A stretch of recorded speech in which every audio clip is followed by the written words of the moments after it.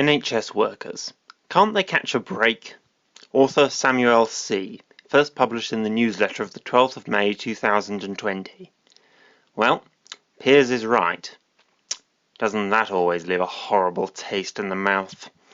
A few weeks back, the Good Morning Britain host made an assertive statement to those who are criticising NHS workers for posting videos on TikTok of them dancing while at work.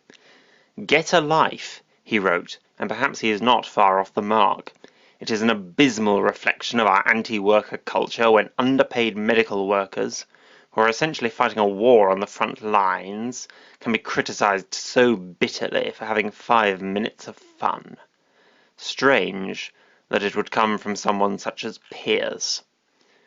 There are those whose family members are stuck in hospitals and have found themselves pissed off by what looks like a lack of care on behalf of NHS staff, and I have my sympathies for them. But do we not think that our NHS workers, who have already dedicated so much of their time to helping us, would really put your loved ones at risk? Can we suspend our critical attitudes for one moment, and appreciate that the staff are only trying to alleviate some of the mental torture this ordeal has brought them?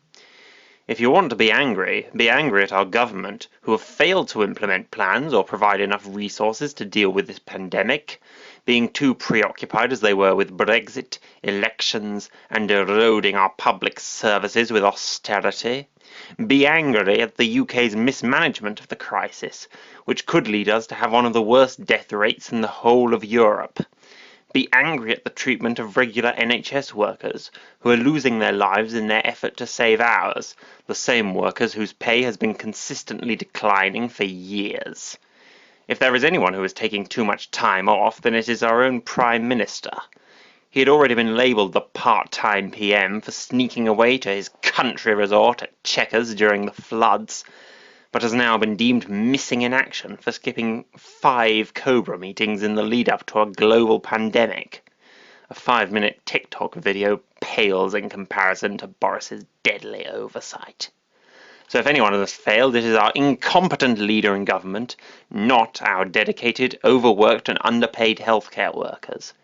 Our NHS has had the axe of privatisation hanging over its head since the days of Thatcher, and will continue to after this crisis. Do not give in to the anti-worker culture of the elites, who only stand to gain from the demise of our public services. Stand with these working people, like yourselves, who are currently facing the biggest challenge of their lives.